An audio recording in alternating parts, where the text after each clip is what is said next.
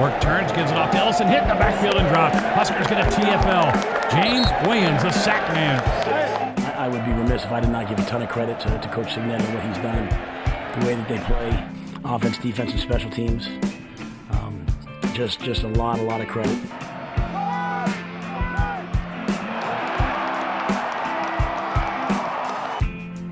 I do believe with all my heart, I believe that in games like this, there's a ton of lessons and a ton of opportunities. And so, getting out there offensively and trying to drive the ball, or defensively, playing some of the young players, you give guys a chance to get reps, versus a really good team. But I just think that I felt they had our number today.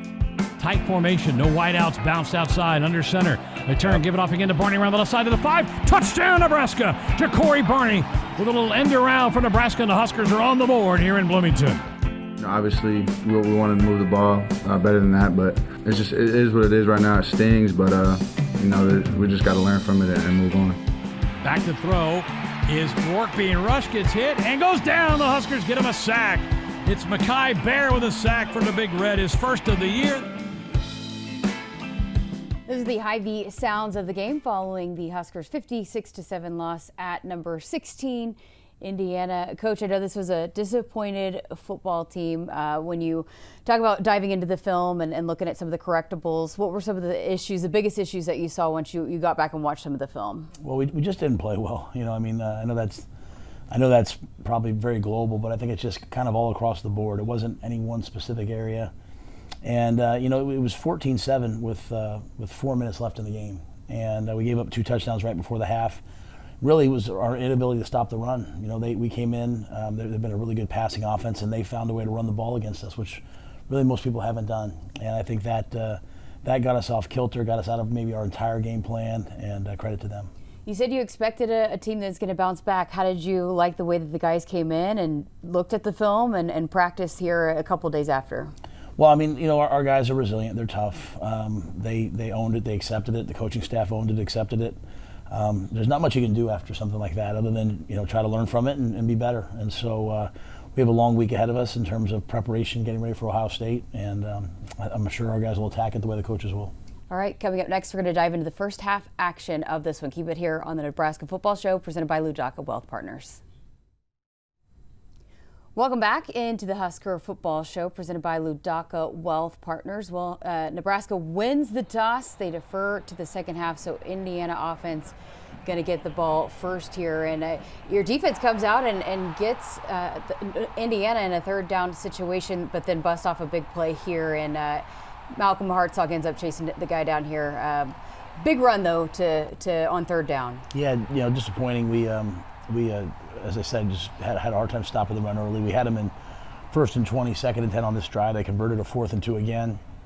They made critical plays and really won the red zone. So it's the first rushing touchdown that your defense has given up all season. And then on the kickoff here, Ja'Cory Barney back for return. He steps out of bounds at the 1-yard line. Learning moment here for your freshman? Yeah, he's prepared at that. He knows to put his foot out of bounds and then catch it. Just made a critical error. And we got a couple first downs, though. We're able to punt the ball out to midfield and put the defense back out there with a chance to get a stop.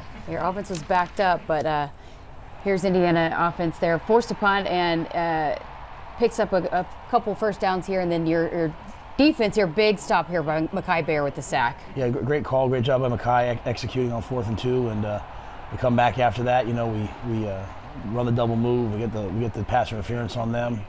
So critical stop and great turnaround by the offense to get it going.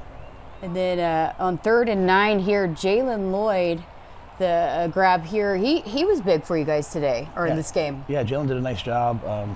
Get it all down to 4th and 1. Great block by Barrett Liebentritt, and unfortunately we have the first down, but fumbled the football. We haven't fumbled in a long time, and disappointing. How did Dante Dowdell respond after that? Yeah, unfortunately, kind of the way the game went, it kind of got into a little bit more of a drop-back game, which is not necessarily his area, but, Dante, he's a good player. He'll be back.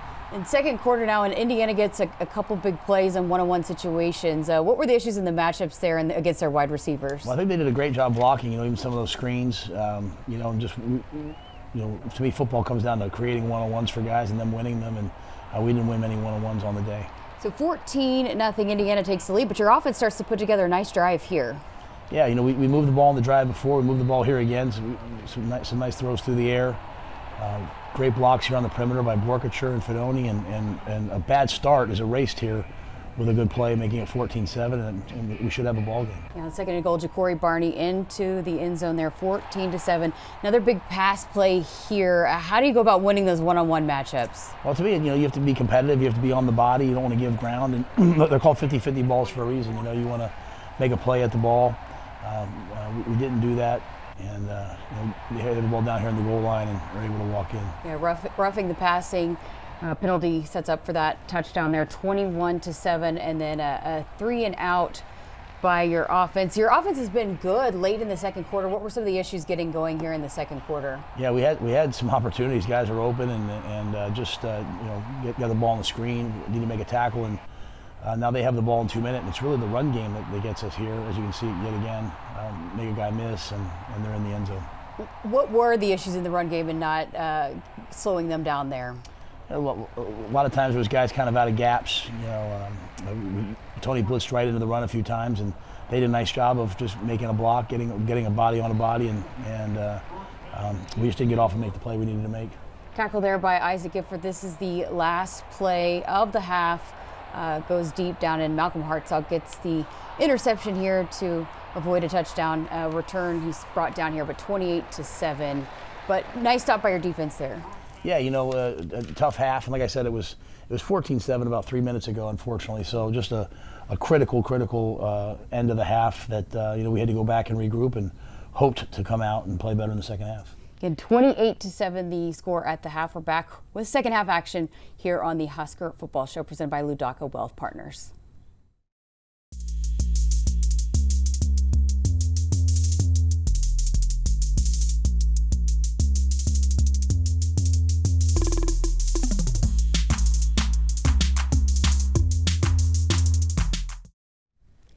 That was a look at Inside the Numbers presented by Ide Bailey. All right, we pick things up there here in the third quarter. Offense gets the ball to start the second half, down 28-7, and a return here by Emmett Johnson to get things going. Yeah, get the ball to the 27-yard line, chance to go down and get some points. Emmett's running the ball here effectively, as you can see, and so really had a chance to regroup at halftime, hoping to come out and make something good happen here. Later in the drive, a nice play here by Thomas Fedoni after the catch, picks up extra yards for a first down and gets you guys right at about the 30-yard line. Yeah, great job by Thomas. He had played well on the day. We have a nice mix of run and pass here. We're moving the ball effectively. So this is 4th and 8. You guys are going for it. An interception here by Indiana. What was Dylan needing to do there in that situation? Well, it's an option route. You'd like Thomas to hook in instead of breaking out. It's 4th down, so he has no choice but to kind of force it there. Put him in a tough position. The analytics say to go for that, but maybe we should have kicked the field goal, made it 28-10. Unfortunately, they get the ball all the way down here, and they're able to get in. Another touchdown here makes it 35-7 Indiana. There's a first down play here to Jamal Banks. Good to get him going here. Yeah, again, in the drop back game, we were able to make some plays. Just unfortunately not consistent enough to keep up with the score that was happening. Pressure here from Indiana, and Dylan throws another interception. I guess what happened there in that play? Well, it's scramble drill, so he sees Jacory there. Jacory sees him scramble, so he turns up. So as Dylan's throwing, he's turning up, and they're able to make the play. And again, here the run game affects us. Another big play, which Indiana is known for some of their explosive plays. How do you slow that down in the future? We have to go compete out there at corner. We've done it all year long. We played really well out there, and this was just not a very good game for us on the outside. Late in the third, that's a big play there by Jalen Lloyd. That was actually called out of bounds. It was overturned, and then this is in the fourth quarter. You got an unsportsmanlike conduct penalty. What happened there? Yeah, we'd had a fourth down call that I thought was a penalty. When I looked at the iPad, I said that's a bad call, and I guess because I was holding the iPad. You can't show them the iPad, but I guess because I was holding it, they called it, and they finished it off by running the ball in.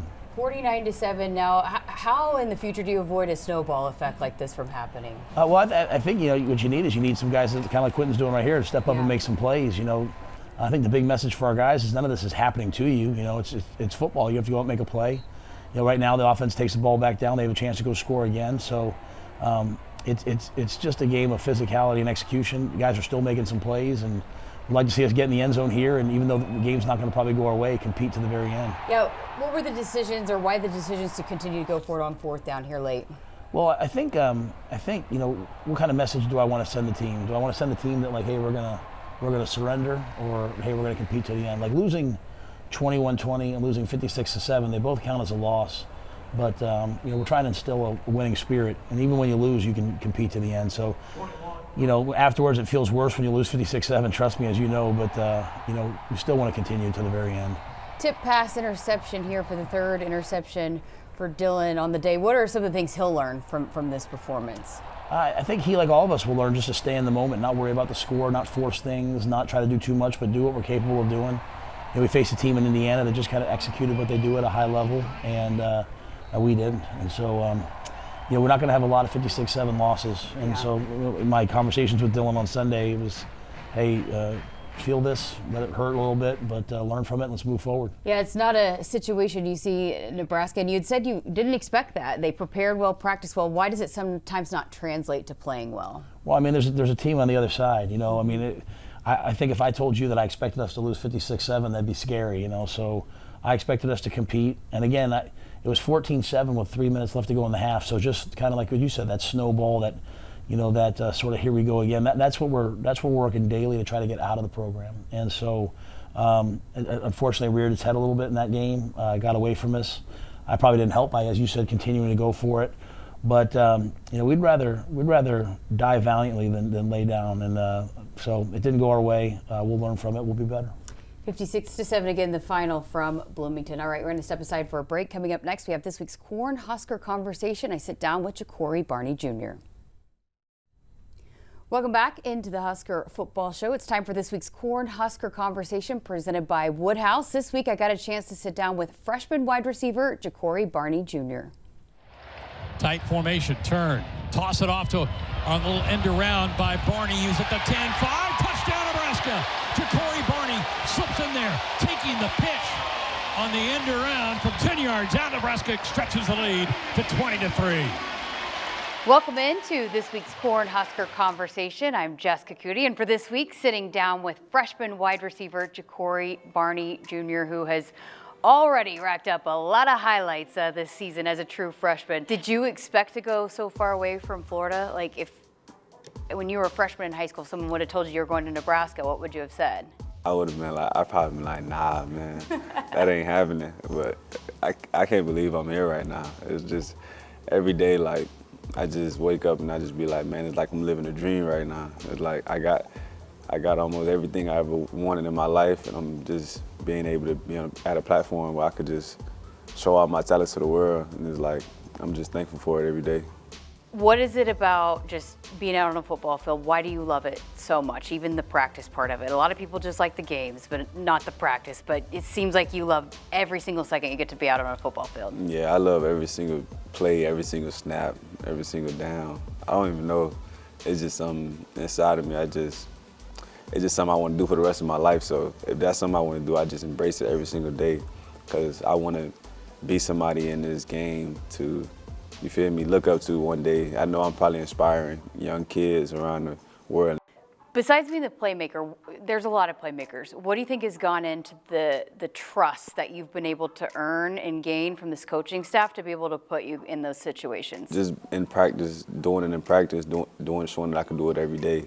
You know, once I show them in practice that I do it, that I can do it, then they feel confident going into the game. So every day in practice, I just try to be the best I can, so that when we go into the games on Saturdays, they can know that I'm someone they can count on.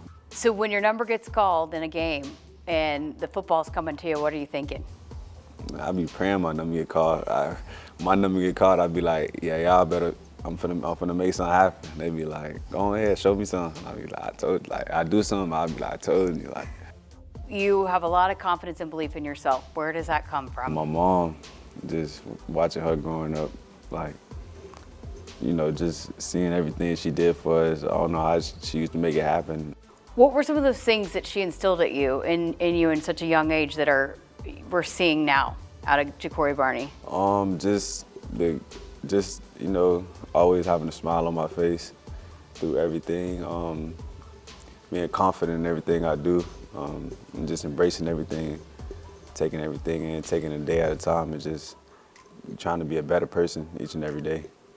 Why is that positive outlook so important for you in this position that you're in, that's always having a smile on your face? You know, you don't never know whose day you can impact. So if I can impact somebody's day, I can inspire someone. Jacory Barney, great stuff. What a fun conversation. You don't play like a freshman and you don't interview like a freshman. So appreciate you spending some time with us. Yes, ma'am. Thank you. Another fun conversation. He's a name we've called often here on the show. When did you guys realize how special Jacory Barney could be? Well, I think in the recruiting process in high school, we saw all that he can be, both on the field and off. And since being here, he's fun, he's dynamic, he loves the game, he plays with great energy. I think he affects others around him, and he expects to win. And that's something that, when you find a guy who has that, you love it. He's a guy that likes to practice too, right? It's not always the case in players. No, he loves the game. He loves every part of it, and the sky's the limit for him, both as a person and as a player. The wide receiver group, what role do they play in continuing to get this offense going here? Well, I think they've done a good job of getting open and winning in pass. I think one of the big things for us is just our perimeter blocking. We have some chances out there on some RPOs that we're kicking the ball out and not getting much. So. Our receivers, like everyone else, there's room to improve, and we'll need that this week against Ohio State. All right, got to get to our final break here on the Husker Football Show presented by Ludaka Wealth Partners. Up next, we got final thoughts from Coach Rhule. Welcome back. Final segment here of the Husker Football Show presented by Ludaka Wealth Partners. Another big one coming up on Saturday at number 4 Ohio State. We've talked a lot about your guys bouncing back, but how does your team match up against Ohio State? What needs to happen for your guys to go out there and maybe pull an upset off? Well, Ohio State's an excellent football team. Probably they're the most talented team in the country. Great players at every position. I think for us, coming off last week, it's about us getting back to who we are. It's about us not letting the moment be too big, but going out there and just competing and playing, fighting, battling, scratching, clawing. I think we lost a little bit of that last week. I've taken responsibility for that. And so now you go out and you face this elite team. You better play your best. You better compete. You better go out there and fight to get those one-on-ones and win them. And so we'll take that approach, and we'll take that for these next 5 games and see what we can do. All right, Coach, best of luck. Thank you. All right, that's going to do it here for the Husker Football Show presented by Ludaka Wealth Partners. 11 a.m. against Ohio State. We'll be back next week to break it all down.